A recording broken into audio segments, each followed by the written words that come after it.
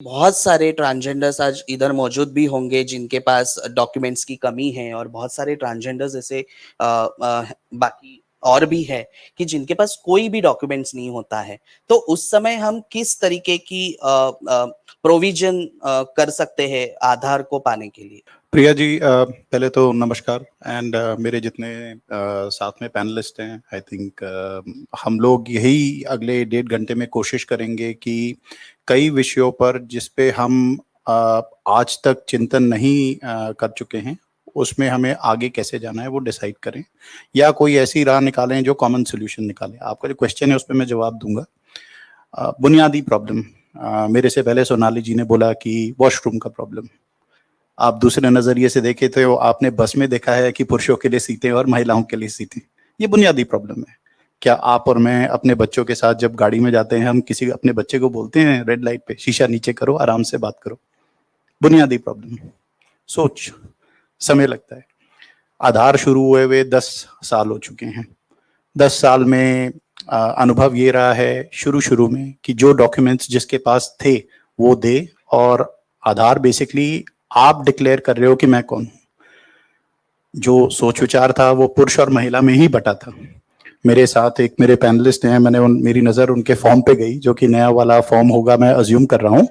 But 1 जुलाई 2022 में जो हमने लिस्टेड डॉक्यूमेंट का फॉर्म निकाला है, उसमें एक थर्ड जेंडर आइडेंटिटी कार्ड को अधिकृत करा गया है। ये अधिकृत कराने के लिए भारत की केंद्रीय सरकार, हर एक राज्य की जो राज्य सरकारों हैं, उन्होंने इसमें कलेक्टिव एफर्ट डाला है, तब जाके ये आया है, और इसको आने में समय लगा है।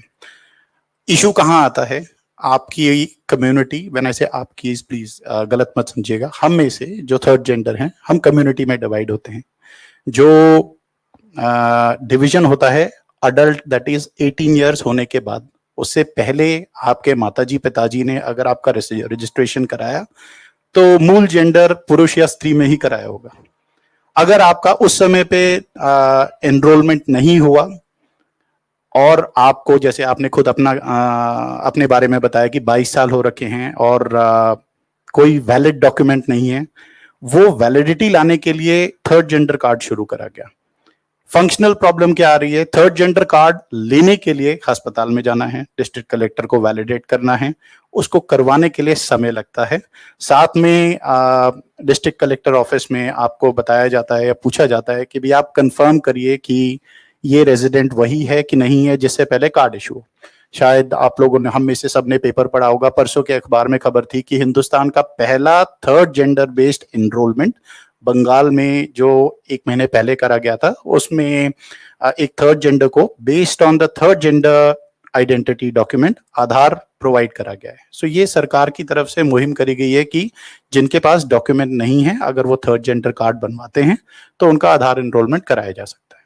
तो फिर ये एनरोल ही नहीं होंगे तो आधार की प्रोसेस आगे कैसे होगी? या आधार ही नहीं रहेगा, या आधार के अलावा और भी कोई डॉक्यूमेंट नहीं रहेगा तो ट्रांसजेंडर कार्ड कैसे बनेगा?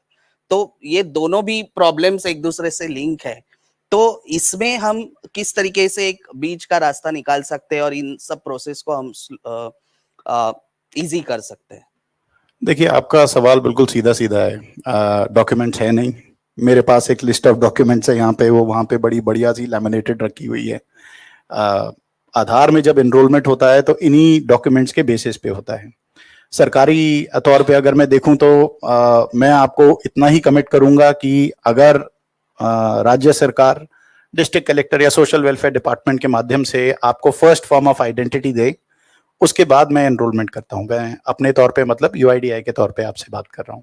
नाउ, आपका पॉइंट बिल्कुल वैलिड है कि मेरे पास कोई डॉक्यूमेंट ही नहीं है प्रूव करने के लिए, तो मेरे पास ऑप्शन यही रहेगा, first document would be the medical certificate. उसका रिलेशन में, बिकॉज इशू क्या होगा, मेरा नाम आज की डेट में अक्षय था, कल की डेट में से माया हो, पर मेरे ओरिजिनल डॉक्यूमेंट्स अक्षय पे ही चल रहे हैं। जब तक मैं वो जेंडर कंफर्मेशन नहीं कराऊंगा, उससे पहले मैं एनरोलमेंट के लिए आऊंगा भी, तो चाहते हुए भी मैं बिना लिस्टेड डॉक्यूमेंट्स के, एक्सेप्टेड जो एक्सेप्टेबल लिस्टेड डॉक्यूमेंट्स हैं, उसके बनस्पत कोई माध्यम बीच में से नहीं निकाल पाऊंगा। और इसी चीज को मद्देनजर रखते हुए फर्स्ट स्टेप है third gender identity card. Because मैं अपने जवाब को इसमें इसलिए सीमित रख रहा हूं, मेरे आश्वासन देने पे मैं प्रोसेस नहीं चेंज कर पाऊंगा। प्रोसेस राज्य सरकार के माध्यम से एक बार चेंज होना पड़ेगा कि भाई ओके, आज की डेट में महाराष्ट्र में 36 डिस्ट्रिक्ट हैं। इन 36 डिस्ट्रिक्ट्स में हर एक डिस्ट्रिक्ट में एक डिस्ट्रिक्ट कलेक्टर ऑफिस है, सोशल वेलफेयर डिपार्टमेंट है। मैं आपको एक अनुमान देता हूं, हमने पिछले महीने में मीन्स की सरकार ने, महाराष्ट्र सरकार ने पिछले महीने में 44 कैंप करवाए हैं for left out sections of society, जिसमें थर्ड जेंडर एक अभिन्न अंग है। 2 कैंप उनके लिए हुए हैं। वो करे ही तब गए जब डिस्ट्रिक्ट एडमिनिस्ट्रेशन कर पाया कि सबको एकाग्रित कर पाया, उनका आइडेंटिटी वैलिडेट कर पाया या प्रूफ में सपोर्टिंग डॉक्यूमेंट दिया, और तब जाके हमने कैंप करवाया। तो इसके परे मैं आपको कोई ऑप्शन नहीं दे पाऊंगा कि आप मान लीजिए राशन कार्ड ले आइए, क्योंकि नाम का कॉन्फ्लिक्ट वहीं होएगा। आप वोटर आइडेंटिटी कार्ड ले आइए, अगेन नाम का कॉन्फ्लिक्ट वहीं होएगा। क्योंकि आधार अगर आप आधार को देखें या एनरोलमेंट जब आप करवाते हैं आधार में, तो आप एक इंफॉर्मेशन डिक्लेयर कर रहे हैं कि ये मैं बता रहा हूं कि मैं ये हूं। उसके सपोर्ट में जो आप डॉक्यूमेंट देते हैं वही आपके एनरोलमेंट का बेसिस बनते हैं। तो यहां पे मैं अपने आप को सीमित रखना चाहूंगा। भविष्य में हम किस तरीके से ये वोटिंग और आधार, अभी तो आधार और वोटिंग कार्ड भी लिंक कर रहे हैं, तो हम ये मिलकर किस तरीके से ये टीजी कार्ड हो या आधार कार्ड हो या वोटिंग कार्ड हो, ये हम सेम कैंपेन चला पाए सभी कम्युनिटी मेंबर्स के लिए, ताकि हम कम्युनिटी तक ज्यादा से ज्यादा मात्रा में पहुंच पाए, उनको इजीली डॉक्यूमेंट्स अवेलेबल करा पाए, और उन डॉक्यूमेंट्स के जरिए हम उनकी आगे की जो भी जर्नी है या उनकी जो भी प्रोसेस है उसको हम इजी कर पाए। ओके, प्रिया जी, मेरी ना एक आई थिंक 2 दिन पहले वहाँ नीचे आप सबके समक्ष माया जी बैठी हैं, उनसे बात हो रही थी। She is on the second row, and उससे पहले भी मैं कई लोगों से ऑफ एंड ऑन बात करता रहता हूँ। आपका पहला part TG card, medical requirement, district hospital में जाने की जरूरत, वेरिफिकेशन, इंस्पेक्शन, एंड देन वो जाता है डिस्ट्रिक्ट कलेक्टर ऑफिस में। उसके ऊपर डॉक्टर विजय आपको थोड़ा क्लैरिटी देंगे, बट मेरे नजरिए से ये रिक्वायरमेंट है। इशू कहाँ है? इशू ये है आपने मेल या फीमेल लिखवा रखा है। पहला घबराहट का विषय, मैं आज की डेट में कोई अपडेट कराऊं तो वो कार्ड मेरे घर पे जाएगा, शायद उसे कोई वहां पे रिसीव ना करे, और रिसीव करे तो मुझे ना बताए कि वो आया है कि नहीं आया है। तो पहली सहूलियत, एड्रेस चेंज करवाइए।